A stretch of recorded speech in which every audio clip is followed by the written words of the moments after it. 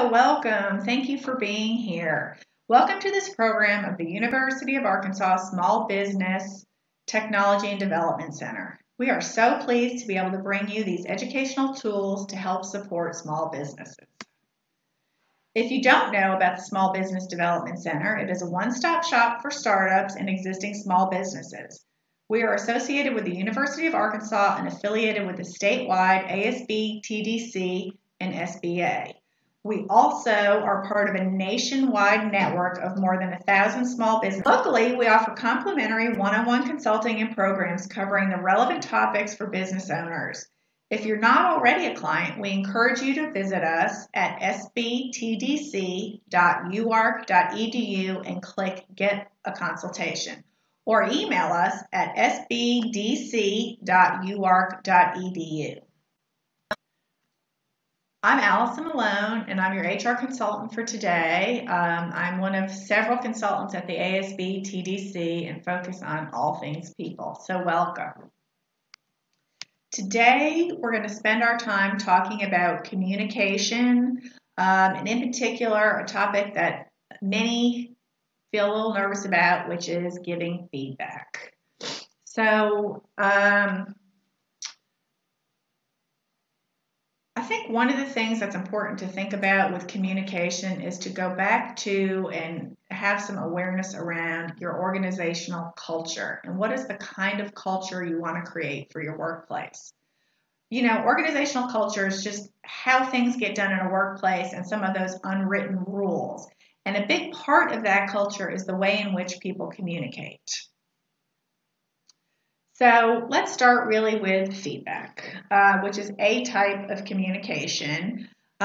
Feedback is important to give, it's important to receive, and it's really just an important piece of the communication. And I strongly encourage people to not think about feedback as kind of a once-a-year thing that happens during an annual performance review.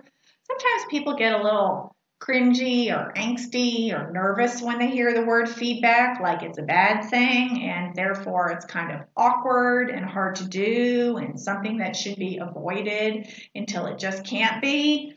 Some people really think about feedback as a negative. My 2 cents on feedback, and maybe this is the reframe on feedback that you could use, is to really think about not giving feedback. If you don't give feedback and you avoid it, how does that serve you? How does that serve the person you're not giving feedback to? How does that serve the organization? Not telling an employee what you expect of them at the outset, where they may have missed the mark, or how they did something awesome really doesn't do you, the employee, or the company any favors. It's just a disservice. So as a boss, it's literally your job to give feedback, good and bad. It's really an essential ingredient for long-term success of any organization and really of any relationship. Companies are built on professional relationships, and the strongest relationships are really built on effective communication. Employee feedback really is just information that's exchanged by employees. That can be formally during a performance review or informally at the quote-unquote water cooler. And it could be involving the person's performance, skills, their ability to work within a team, how they are as a team player or a teammate.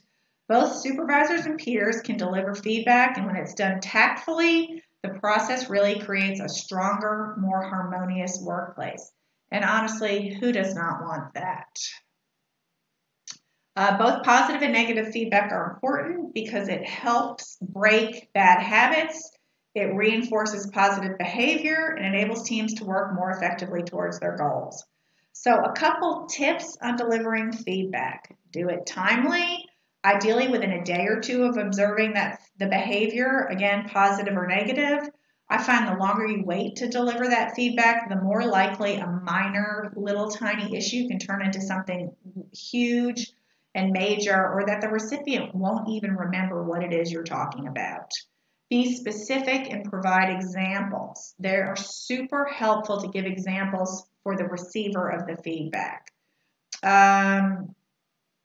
My other advice on feedback is to just make it a regular thing. So it's just no big deal, and it's a part of doing business in your organization. It just happens regularly. And if you don't know how to do it, or you find you're an avoider of these things, my advice would be to put regular one-on-one meetings with your staff on your calendar. Here is the most important thing. If you are going to put a meeting on the calendar to talk and give feedback about an employee's performance, what's going on, missed expectations, do not cancel. If you find the weekly meetings are too frequent and you don't have anything to talk about, schedule those meetings for every other week. Maybe it's monthly. If an hour is too long to meet with your employee, schedule it for 30 minutes, 15 minutes. It is totally fine to adjust until you find the right cadence. But if you regularly cancel your one-on-one meetings, it sends a signal that you don't care about your employees.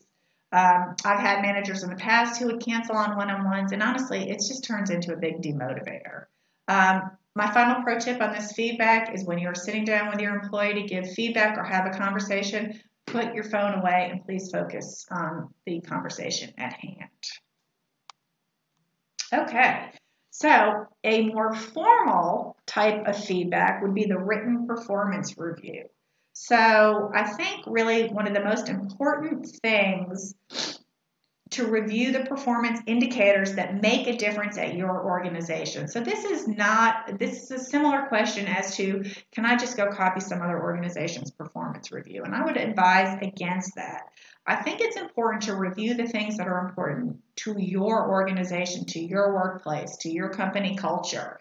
One way to think about what's important in your workplace is if I said to you, okay, your review can only be 5 questions long. What are the 5 important things, the 5 most important things in your workplace? Maybe that's communication. Maybe it's innovation. Maybe it's productivity, customer service. Maybe you have the kind of a business where punctuality and attendance is critically important. And I'm honestly not sure that a review has to be much more than that. You may conclude at the end of the review to talk about the next period. What are some important goals to set as you move forward? So yeah, it's a good place to talk about what happened in the past, but also a great opportunity to focus on the future, the upcoming review period, and set some forward-looking goals. Okay. So part of performance and performance reviews and just really being a good manager is addressing poor performance. And it's really, really important to do that. Some of the tips that I've got about addressing poor performance is really it's important to do it timely. Don't delay, don't make excuses, just have the conversation, offer assistance, and try to get a sense for what's going on. My pro tip on figuring out what's going on is to ask your employee, hey, I'm observing this. What's going on? And then to be quiet, to sit on your hands and bite your tongue and wait for the employee to fill you in on what's going on. They probably will. I'd avoid small talk at the beginning of the conversation. Don't ask about the weekend, but just get to the point of the meeting. In most cases, you're going to want to follow up in writing to document the conversation occurred and also to make sure that the employee has heard what you said. Sometimes these meetings are nerve-wracking, particularly for the employee. And by documentation, it can be as simple as a follow-up email to say, we talked about X, Y, and Z. Always important to provide some examples of the poor performance or the poor behavior, the times, the dates, and that sort of a thing. It's also critical to offer help. You want to help see this person succeed and talking about how you can be of help. Finally, I think it's critically important after you have talked about what it is you observed to listen, to give the employee an opportunity to talk about what's going on for him or her, to see if there were some missed expectations or what exactly is going on. But really your goal is to enable for the employee to make the needed improvements so they can succeed and so that your organization can be successful. So performance issues, like when all else fails, will likely lead to termination. It could be for performance, it could be for cause, and it's critically important more than anything that there are no surprises, that this, unless someone has done something like stealing, But if it's a poor performance issue or a behavior issue, it's important that you've had this conversation probably more than once before you get to the termination. So again, if you have not communicated the issues along the way, you've kind of fallen down on your job. So making sure there's no surprises. It's important to have the meeting in a private location. So these are confidential conversations, not to be had in the hallway. If you have an open office environment, you probably need to take that conversation external somewhere. It's important to check your policy handbook that you hopefully have. If an employee is being disciplined for violating a company policy, make sure that everyone involved knows what the actual policy says, and make sure that the employee has a copy of the policy. Of course, the employee should know about a more obvious rule like stealing without reading a policy. It should go without saying for things like stealing or sleeping on the job or those kinds of things are not allowed. It's important also to look at your past practices and your past practices and policies. So you need to be consistent. What happened the last time somebody did what this employee did? Make sure you're being consistent with precedents that you're setting. Are there certain circumstances that are grounds for immediate termination? Things, again, like theft. It's also important not to go it alone. I would always arrange to have someone else in the room.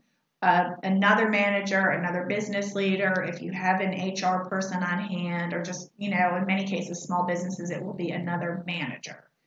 It's important to have a plan for all sorts of things, like turning over passwords or having the passwords. Maybe keys need to be put into play. Keys need to be handed over. You're going to want to know when the employee would get a final paycheck, if he or she has benefits, when those would end. All those sorts of things are important to be planned. I would have that meeting in person, again, with a witness. And then it's important to, once you've stated what the situation is, to give the employee a chance, a reasonable chance to talk, tell their side of the story. And, if they've told you something that might make you change your mind, that's one thing. But if your mind is made up, give them a chance to tell their piece, keep that to a reasonable length, and then just carry on with the meeting. It is important to really give the real and true reasons for the termination. In many cases, I have managers who will ask me, well, can I say that business is slow, or we're having a layoff or something like that? If it's really related to performance, you need to let the person know and be honest and do them a service to let them know that it really is related to poor performance. And finally, it's important to talk to the other employees once this employee has been terminated, and to keep it at a very high level. It's really most important to give the employee who's departing some respect and some privacy, and to be treated and to be communicated about the way in which you would want to. So it is fine to keep it as high level as to say, so-and-so has left, we have parted ways, things didn't work out, and that's it. Just keep it high level. So I think that's critical, kind, and the right way to part ways with an employee. For joining us, and we hope the video was helpful. You can find more videos like these by putting sbtdc.uark.edu in your browser, or connecting and using the QR code that you see on your screen.